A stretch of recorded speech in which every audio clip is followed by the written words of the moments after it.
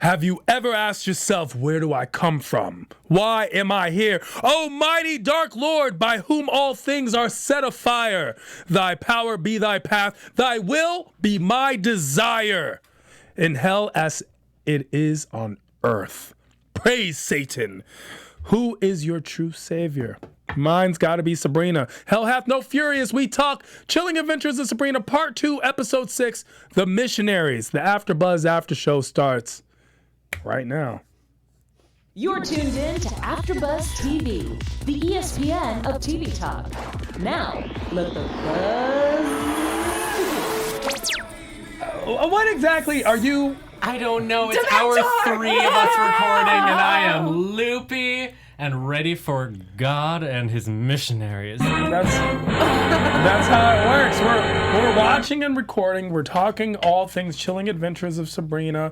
This is episode 6, The Missionaries, and I have so much to say about this episode. I mean, think if anybody didn't know that this is what this after show was and just randomly clicked and heard that intro, they probably thought they were in for something else entirely. What do you think they thought? What do you think they were in for? Something dark and menacing that was that's about what to... this show is. This show is so nitty and gritty and dark. It's actually so, it's refreshingly dark.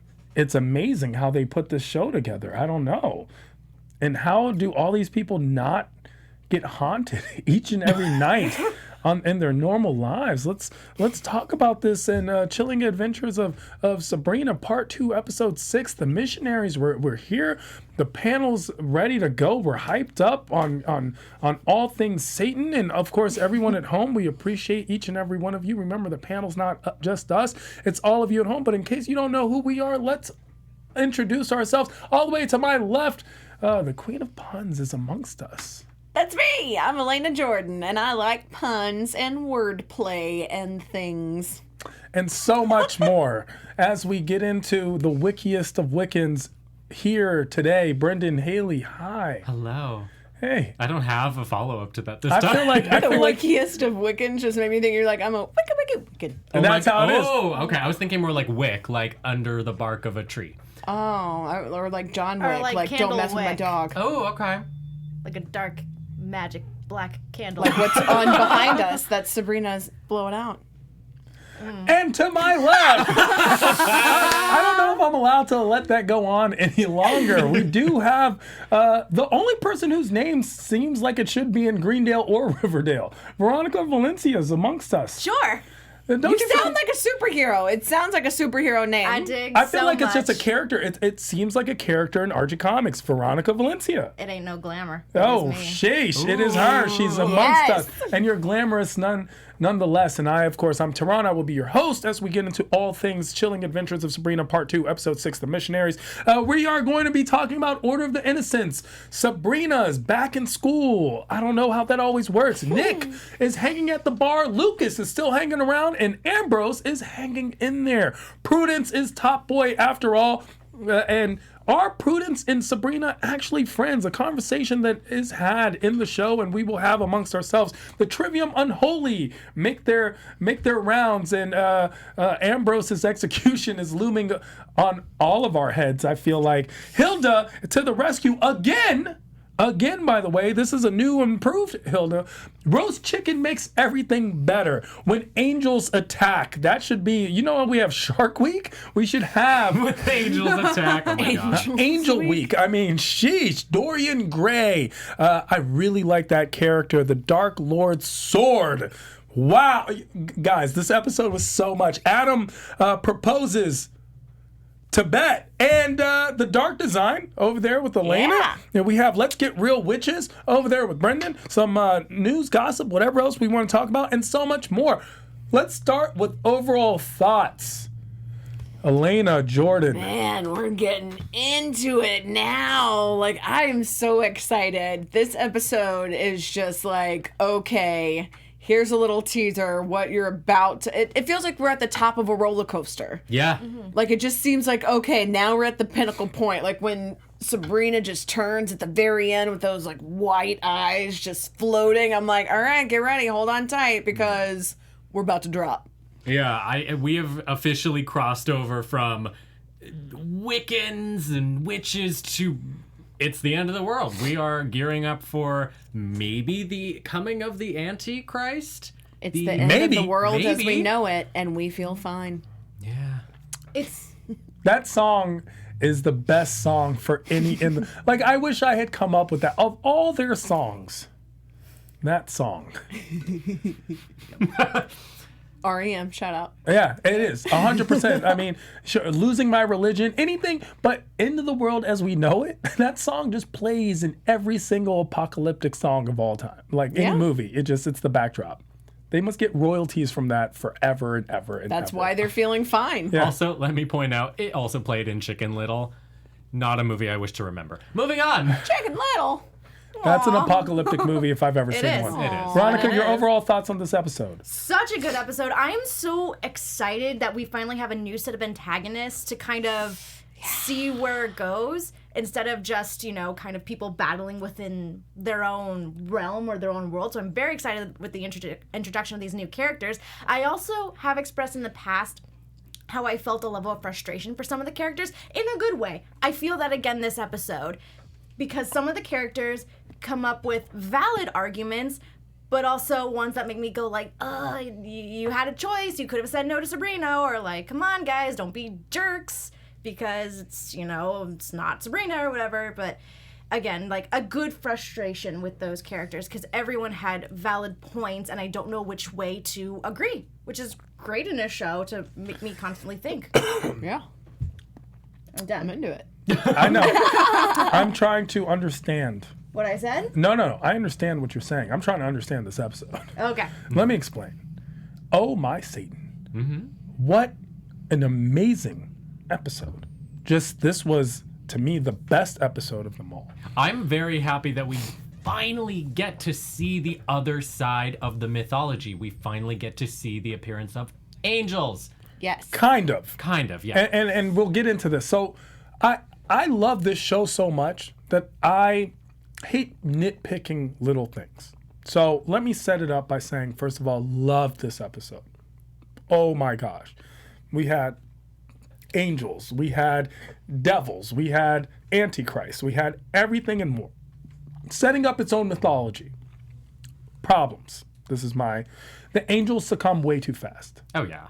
Way too fast. For angels, that really kind of played a part with me, right? Well, the Sorry, thing- I'm about to sneeze, but I can't sneeze. No, Like, you're totally fine. I'll take it so that you can have a minute. Yeah. I thought it was interesting how they were portrayed in that particular instance because everyone on the Church of Nightside is super arrogant. Even Sabrina to some extent, but not, she's the protagonist, so not really. But there's an overwhelming sense of arrogance, and it's matched on the other side. It's every demon or angel for himself, him or herself. And so it is a little disappointing that they turned so quickly, but at the same time, it makes perfect sense because sort of what I said in the last episode, there is no truly good path except for the one Sabrina seems to be trying to make. But my concept is this: here, you're an angel, and they demonstrated this. We're not just normal witch hunters; we're angels. So boom, and we even see their wings burn up, which was so cool, right? So it's But I'm wondering amazing. if Harvey's like, I'm a witch hunter and I have 0 powers. So wait, angel was an option? I don't think he cares. but He is that's not, so far removed from the supernatural. These are divine witch hunters. These are divine witch hunters. This is an order that's ordained as far as we know by God herself, right? Who's I ordained love the that they're called the Innocents, and The then Order of they the Innocents. literally do everything that would be deemed not innocent. Yeah. Well, that's the concept, right? So here we get this. Then we also, once again, I've brought this up before, but then I run into my diversity issue where now we once again have a situation where everyone who isn't a major character is no longer a person of color. And I But I can't think it's do because that. they're doing the reference back to the Crusades. Like that was the whole thing. Is it supposed to be like these would look like the people too that you would see in the Crusades, and Sure. it was predominantly like the Eastern European type that were going out and killing people in the name of holiness and justice, saying we are the innocents. So say that you love Jesus or we're going to stab you to death. And that's So- and this is the play. That sounds great, except until you realize that the part of the world that a lot of this takes place in, there weren't white people. Exactly. So if you're looking at it as a historical implication, sure, you had a lot of people from Europe going in. However, the main people would always be Middle Eastern. It does seem like if there were three, If nothing that else. one of them would not be a white White person. kid. But And all I'm saying is that, and this show I've always, especially in season 1, I was the one yelping and hollering about how wonderfully diverse, and how even in the beginning of this, as we started talking about this in our AfterBuzz Part 2, I was like, they do it so well because it's so ubiquitous. They don't even explain it. Ambrose is Sabrina's cousin. That's how it works. And that is in a lot of ways how the world works. If you look at my family tree, you will see a lot of people who you don't think should be in one single family portrait, and yet we all are. In this situation, everyone who's divine, at this point, you're talking about angels. They're divine. So we don't even have a divine angel. So let me get this straight. You're talking about the anti-pope from last episode's white. Blackwood is white, sure. Lucifer's white.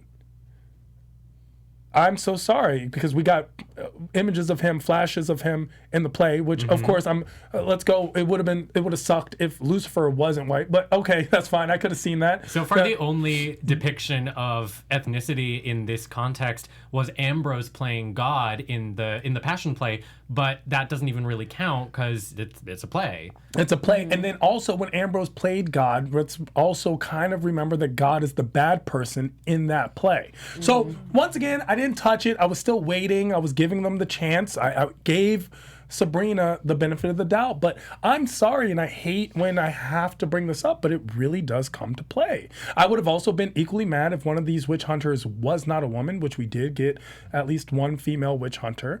But I do like, though, that whole scene, like when she comes in to C's and she's like, all right, what's up? Like, I'm going to kill your girlfriend now. And then they're like, actually, I got an incubus for a boyfriend, so I'm taking this bracelet Hilda's off. reaction to everything is my mood because she was just like, oh, that's cute. What are we gonna do? She's like, all right, go get him, honey. And it's so like, fun. let's make out until your demon goes. until you're ready, until you're hot and ready to go. It was very cool. Listen, I love this episode, but She's these a are lover and a these are the fighter things that I simultaneously. paid attention to, and I'm sure there are people at home that also paid attention to, and And it I might think it's not be important. nice. It's not fun to hear, and people are gonna be like, "Oh, you're bringing that up again." Yeah, because representation is actually really important, and if everyone that has to do with anything powerful or godlike is not a person of color, then what are we saying? That's the implication of the show at this point. Another thing is when Sabrina becomes the devil's sword. I didn't like the voice. That it was a male voice? No, it wasn't actually a male voice. It was just an altered version, yeah. But I felt like either we should have got the dark voice, the I am the blah blah, I am the devil's sword. We should have gotten something or not. It was just off. It wasn't powerful or scary or not her. So I didn't really like the voice. I wanted more voice didn't bother me. I did. Those are my two critiques of this one, and I want to see more of the angels. Like I hope this isn't the end of this storyline, because they did die kind of quickly. It would be very So those are the disappointing if it three. was. I things. will say, though, the contacts were much more on point than what we have seen in Netflix in the past. Yes. Haunting on Hill House. They hurt my eyes. Her white looking eyes? at them. I'm like, they looked pretty dope. Like, shout out to their makeup department, though, just kills it. Like, They I did. just want all of their Ambrose lipsticks is- for forever. When when Prudence and the Weird Sisters go down and that And the blood that in just their looks eyes. so cool. Ooh. Then there was amazing imagery in this one with Sabrina laying out like Christ with the crown of thorns and just laying, and then the pool of blood, and then her floating. It was very cool. This was by far my favorite episode of all. But it's also the one where I had these three big problems with it. And the big problems were, of course, the fact that angels were like the witches didn't succumb. The stubbornness of demons is well known. And yet the angels were quick to give up God. See, the thing that I noticed that was my big issue with the episode, not necessarily in a bad way, it just was, while I was watching, I was like, oh, this is kind of the truest form of horror, at least for me, and in this current time. it was very similar to a school shooting, which I think they probably were going for, but it was I didn't even realize it until halfway through. This is genuinely a terrifying topic. Terrifying. It was terrifying. They touched on it amazingly well. It was so well thought out and well done. Let's discuss this Order of the Innocents, this group of angels who are witch hunters who have a history of hunting witches. They are the three angels, and I'm looking at Elena to see if we actually got a good name for any of them. Gideon, Jerry, even though his actual name was Jereth the Meal. I read it as Jedediah, and I'm glad that you corrected me because I don't like Jedediah. Jareth the Meal. Yeah, and I didn't see the girl's name though. She had a name tag, but I couldn't read it. We're gonna call her Amber for now. So We're gonna call her. I was going with Becky with the good hair. Oh yes, I like it. Because she'd have that face that's like, I need to speak to the manager. She had that face. And she goes into the store. I do like that. Yeah. That makes sense. I need to speak to the manager. And then kill this them. time, the manager gets to attack back. Yeah, that's how it works. So we have this Order of the Innocents, and we got a storyline with Lucas where Lucas is being tied up. That actually kind of blew my mind because I thought Father Blackwood 100% killed Lucas, and this is showing that that actually didn't happen at all. He really did die just randomly, and Blackwood didn't know why. So, Or he did, and he just chose to ignore it. but it seems like if he knew, he would be like, "Oh, there's a team of witch hunters, and they're coming after my kids. Then they're gonna come after all my minions." Yeah, he you know? didn't know, but it was the callous way, and he said Lucas is gone. The guy who I closest to, I trust the most, my right hand, and in my Judas society thing is gone. You're now Ambrose. You're in. I'm giving you all his. Well, powers. it's probably the same kind of thing in that, it's the Dark Lord's will that Lucas is gone because he was out doing his bidding, basically. So, fine, it's okay. Obviously, yes, I agree. If he had known it was witch hunters, he would have a lot more problems on his hand and he wouldn't be off on a honeymoon. Yeah. And just poor Lucas, just like, "Oh, your name's Lucas? You know what that means? We're gonna hang you upside down from an olive tree, like they did to Lucas. It I'm is gonna kind cut of- your hand off to get into your school." It is very disturbing, especially, and it almost kind of makes you feel bad in a sense because anyone like me who has just this entire time been like, I don't know about Lucas. I think he's shady. I think he's, weird and he's got an ulterior motive. And this is how he goes out. It is Well, I mean, sad. here, no one liked Lucas. Lucas dies in a way that no one likes. It's that irony, right? That plays Trees the are part. shady, man. I don't know. Brendan, how'd you feel about the Lucas hanging? I mean, it was just disturbing to see something that still actually happens in the world, and I'll go into it a little bit later in the segments. But at the same time, the missionary is so deliciously psychopathic. So it was both terrifying, but it was also fun to see him be like, "You're gonna pray to Jesus, and I'm gonna catch you." To me, I'm just like, Lucas, he hasn't even done anything yet except for hanging upside down, and you're just going to be like, "Here's a list of all the places where everybody is.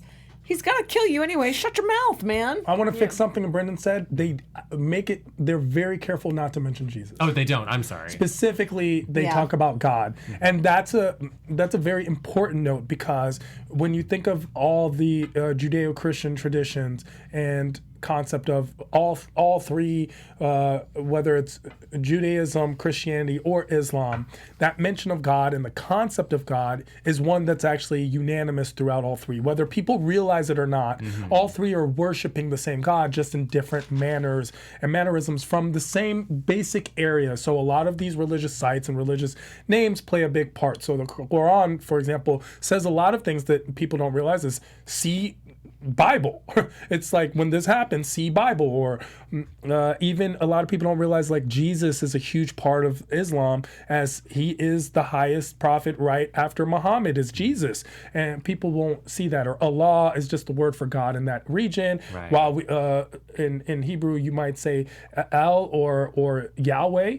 You've heard all these names, they kind of all just match up, and it's just an old tradition. It's a tradition that happens culturally. So I was actually very impressed that they didn't make it seem, even though they used a lot of depictions of Christianity, which we are very familiar with, they understood that you don't cross that line. People take this very seriously, and B, that Jesus is a particular religion, and we're not saying that that's the one true religion that God has ordained. And thank you for bringing that point up in particular, because it's one that I think we all sort of tend to forget. Yeah, especially if, you're not someone, like I don't practice Christianity or Catholicism or any of these religions that you have mentioned.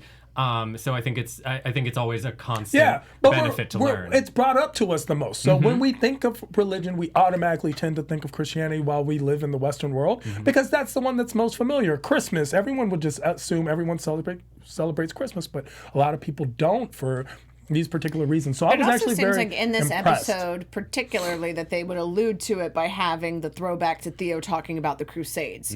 So, and that was a specifically Christian crusade. So I think that that's why they were able to allude to it. But again, because they don't want it to seem like this is a slight against Christianity in any way.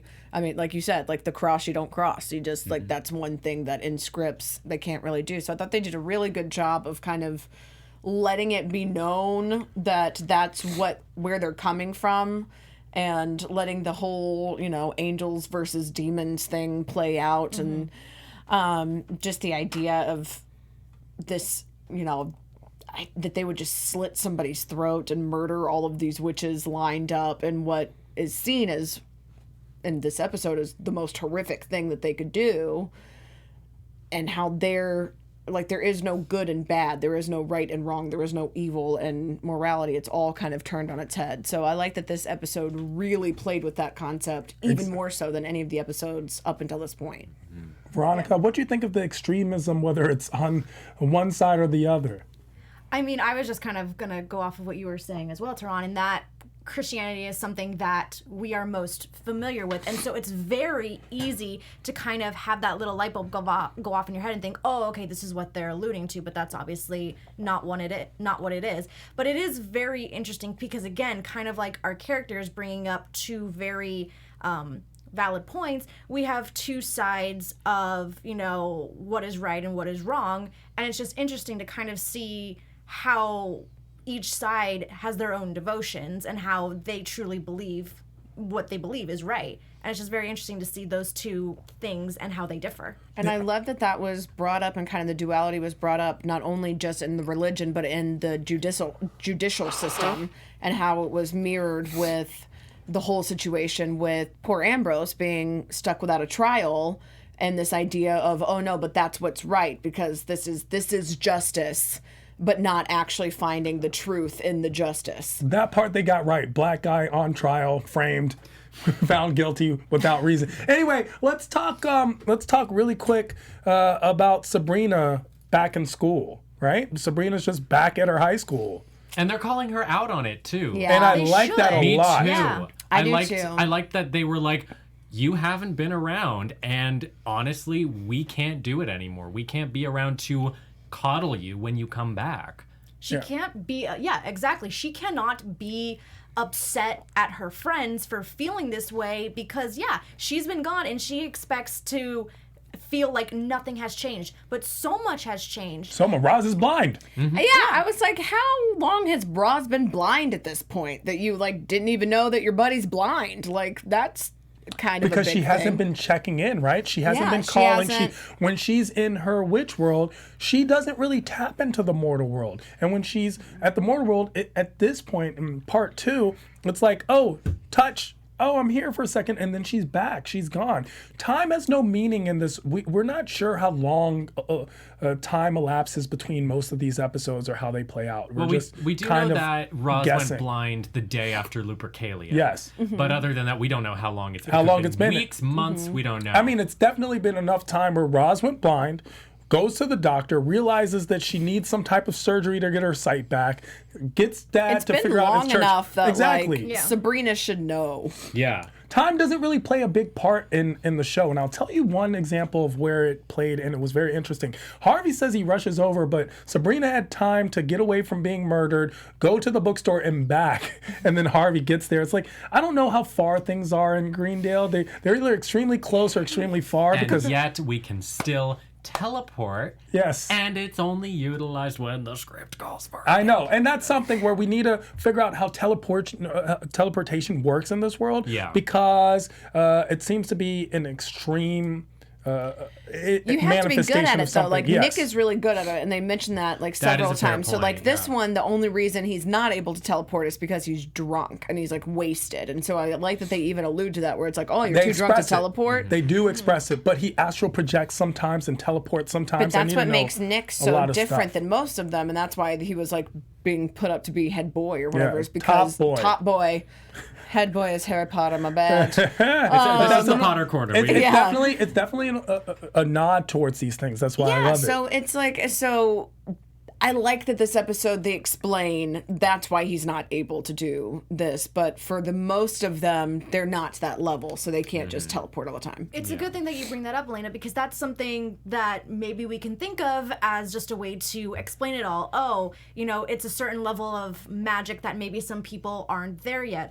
Or, maybe it consumes a lot of energy, and that's why they don't do it. We don't know. Because they don't talk about the Unseen Arts Academy, the school that no one seems to take a class.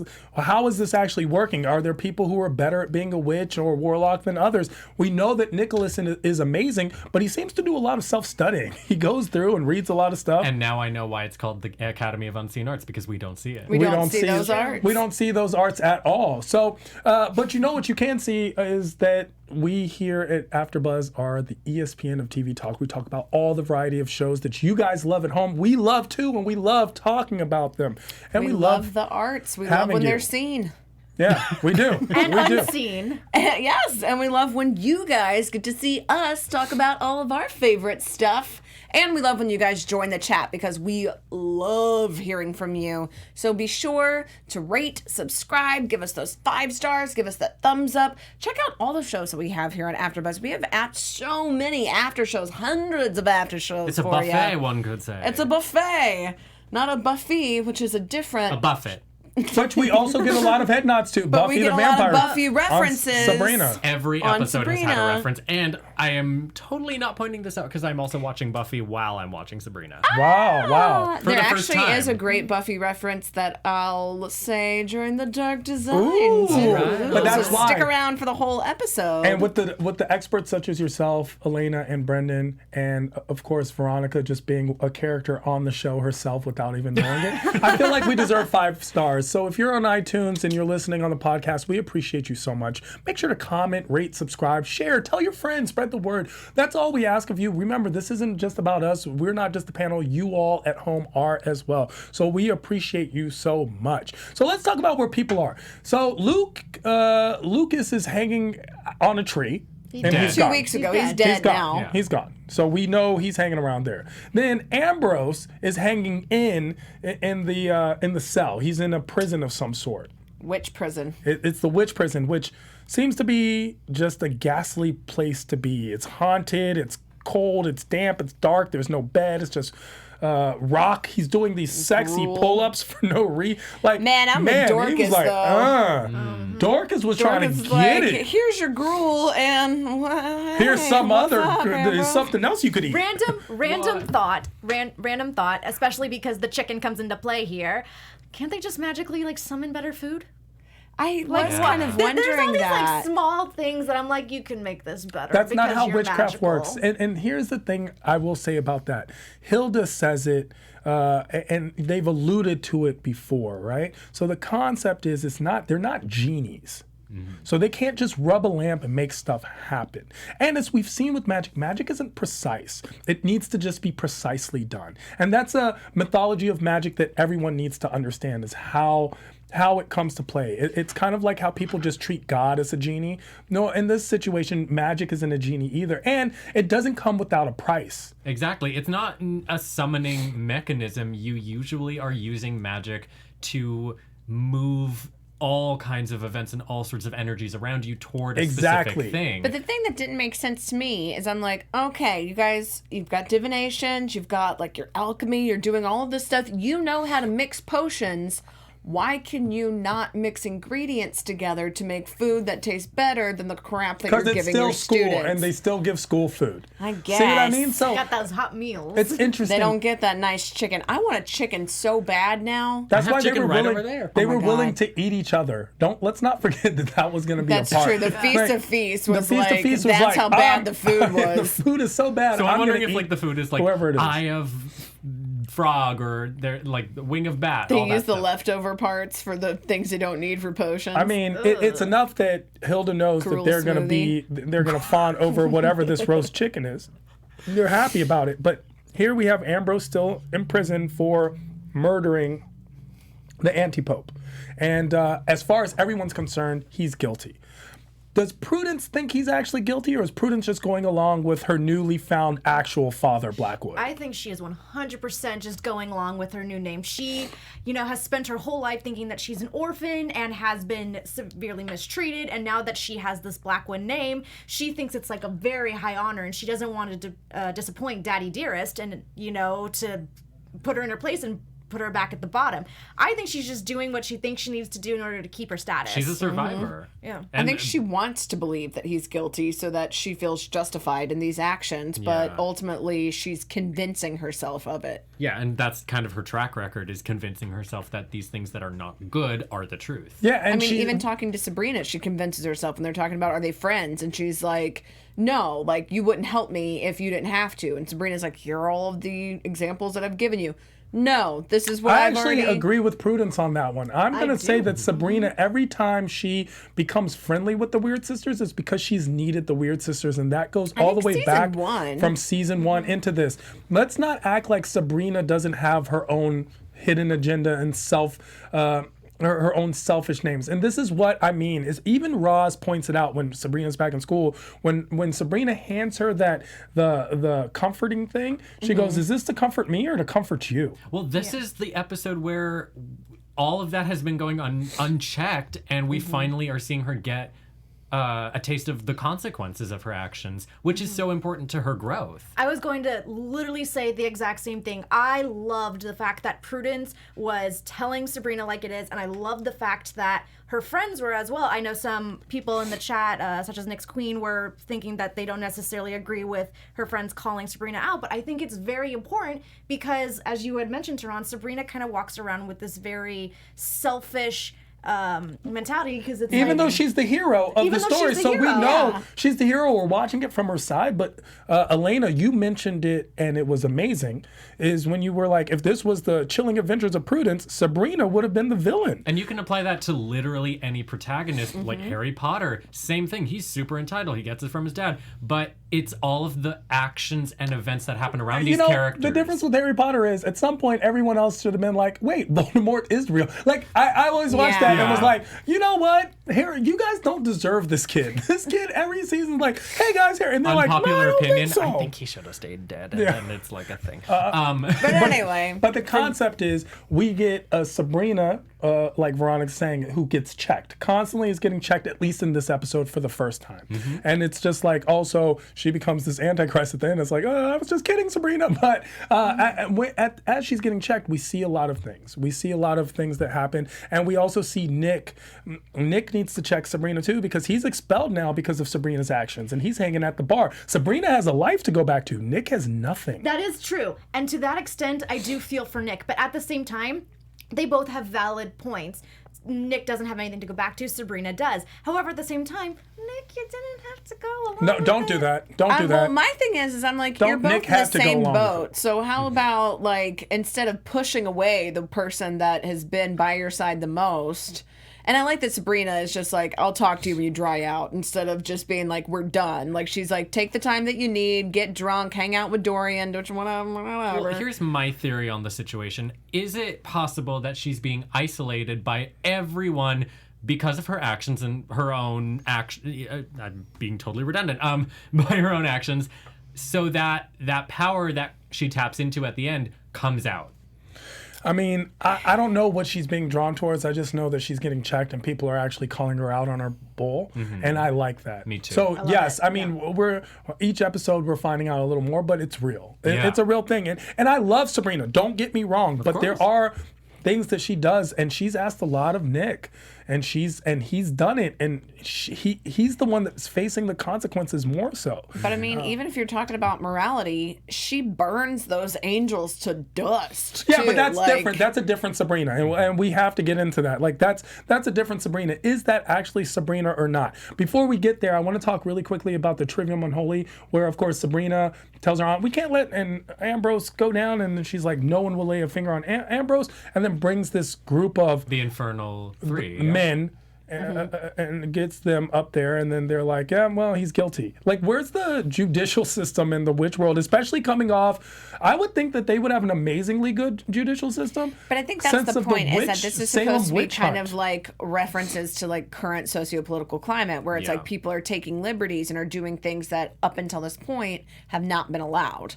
And somebody who is now taking control, who is in a position, who is appointing themselves more power than they should have, is now basically saying, okay, well, the council is now on their side too. So who are you going to turn to? You're completely on your own.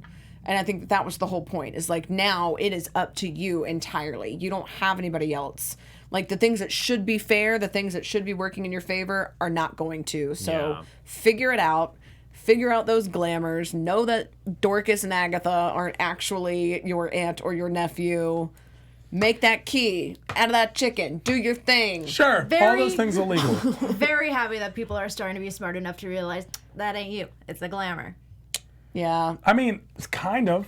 I mean, we'll They figured it Sometimes. out at the end. Well, they figure it out somehow. I mean, sometimes it's just interesting, but we do see Hilda come to the rescue again. First, she calls them out, the Trivium Unholy, out on their BS, and she just tells it how it is. And then she's the one to be smart enough to do the chicken roost, where she knows that she's going to have to convince Prudence to torture Ambrose, and she throws that in there, and it works. So Hilda, strong Hilda, comes to play one more time. Stronger yet is Dorian Gray. Dorian Gray is a great character. I don't know. What are your guys' thoughts on Dorian Gray? I think he's wild. No, Oscar Wilde.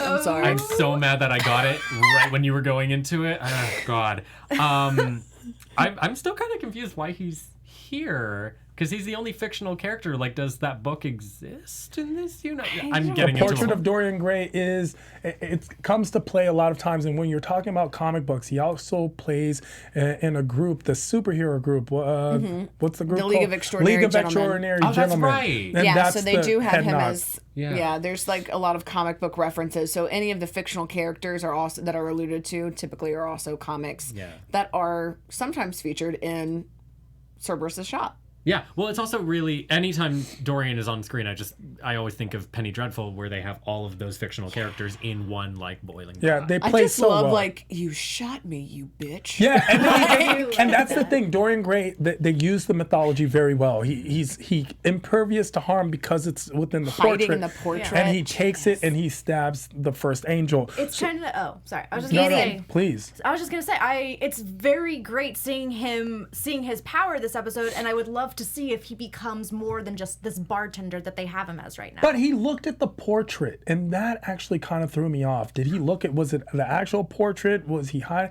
Well, they there's- referenced that he's now trapped in the portrait temporarily. Yeah, So they have him locked in a literal hell, which is the portrait. Which No, is, Dorian looked at the portrait. That's what my problem was. Like, Dorian Gray should never be allowed to look at his portrait. to look at his own And that portrait. was like, I didn't completely And this one they have understand. where he can hide in it. Like it's like they don't show him actually getting older. It's a different mythology. Yeah, in it's this just a one. little tad different. Which works still. It's all right. I mean, we were okay with it because I like Dorian Gray and the character that he's playing so much, but there was a little thing. And so now we get the Dark Lord sword. We get Sabrina, who goes in, and Harvey wants to help. Everyone wants to help. And Sabrina allows mortals to help, which was also a little selfish. And this is what I mean. But the Dark Sword, Sabrina becomes this powerful being that can raise people from the dead and vanquish angels.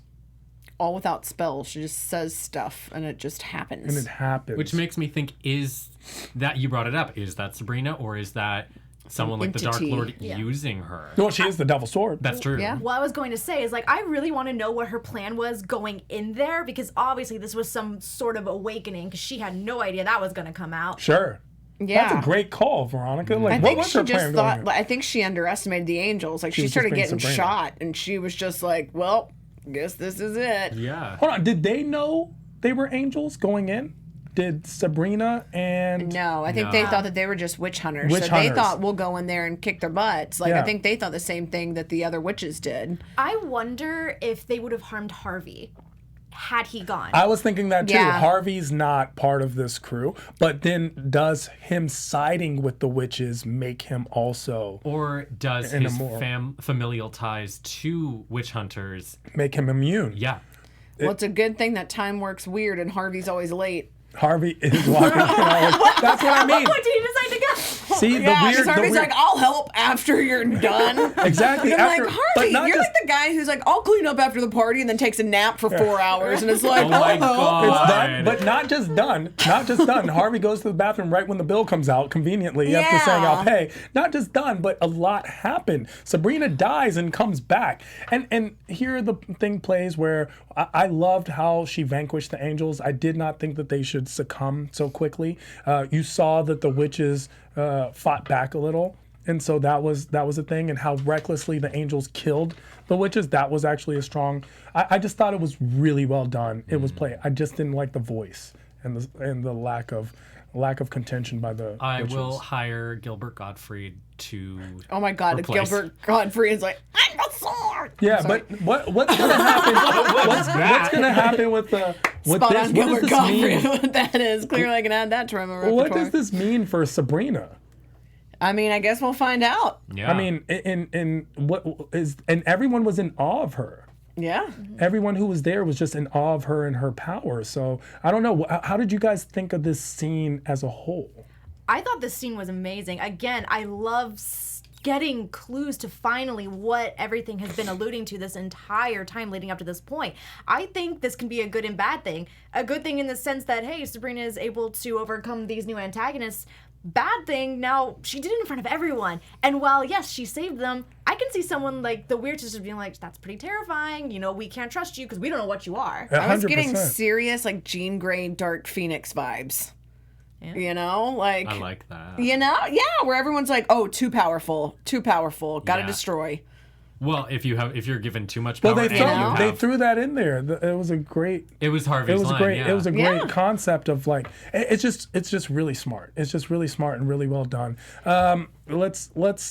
Let's talk about the dark design. There were some really great, really smart, well done things in this episode as well, as far as production design. A little Buffy reference when they're in the library. There Oh, you saw it is- too. Yes, there's a poster in the back that says, "Feeling overwhelmed? Ask your librarian." Like, Giles, we love you forever. Daddy Giles. And then also when Ambrose is testing to see if this really is Hilda, it's a Faulty Towers reference. Faulty Towers ran at the same time as The Office in England, which is the show that Lucy Davis was on. So it makes sense that she would not like Faulty Towers and would like The Office instead. Yeah. If you're going to watch between the two. And then there was also a Blackstone poster at Seas. This one was added. Now, this is a reference to Harry Baton Blackstone, who was a magician who mostly did all of his magic in silence. So this was different, and I thought that it was interesting that they specifically added this poster. This was not in Seas in the same place that we saw last time. He was most famous for impaling people with light bulbs and making light bulbs float. His whole thing was about a light floating that was unexpected, which is kind of what Sabrina became at the end, this like glowing, floating thing. So it felt like that was kind of a reference to Blackstone's typical magic. And what I really liked too, they had in the background behind the cash register at Cerberus's, the Red Viper poster was over multiple times all over it. So I actually had to do some digging on that one. It was Jacques Tarol's movie, The Red Viper, and the whole premise of this was that the characters go to kill a judge that has killed one of their own, who sentenced one of their own to the death. It's a whole thing about the judicial system and about people having too much power and who is the ultimate judge. Very timely, topical, and So I was and like, relevant. look at you guys. It's on so it. good. They are very good with the production. Thank you so much for doing the research. Research-wise, really quick before we go, I do want to talk about Adam and Miss Wardwell. because Very Adam, sad. Miss Wardwell ate Adam. Like, that was just so, like, that's what I mean about the Dark Lord. We keep forgetting you are messing with Satan. And we were right about Stolas. Stolas actually it was a traitor. So He'll mess with your head and he'll Yeah. take off your boyfriends. and the Dark Lord, just that's how he's supposed to play. That's the Dark Lord. Like, you have to be aware. So it's a very interesting concept. I don't know. Adam, are you sad to see him go? I definitely am, because thanks to him and among other things, we get to see a different side of Principal Wardwell. And it's very sad to see him go because, again, you know, she was probably going to go down a life that she liked, a life that she never had before. And it's She was going to Tibet. Yeah. I did think the line was so sad too. And she's like, "You look like the cat that ate the canary." And then later on, it's the freaking bird that's the reason she ate her boyfriend. Yeah, she did.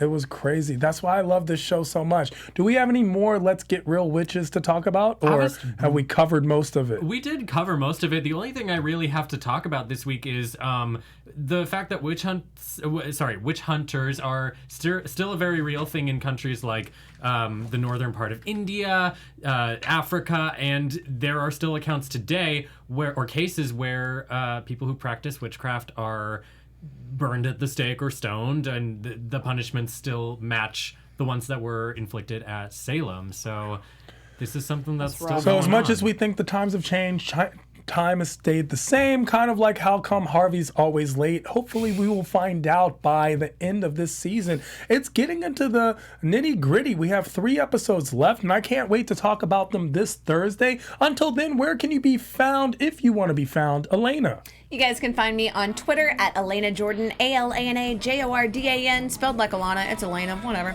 And on Instagram at Elena J. Jordan. And I'm Brendan Haley. You can find me at Brendan Haley on Instagram, Brendo Hales on Twitter. I'm here at AfterBuzz TV doing a bunch of different shows, some supernatural, some queer. Check them out, guys. I'm also in the underworld, so go find me there. Well, there we go. Veronica, what's up?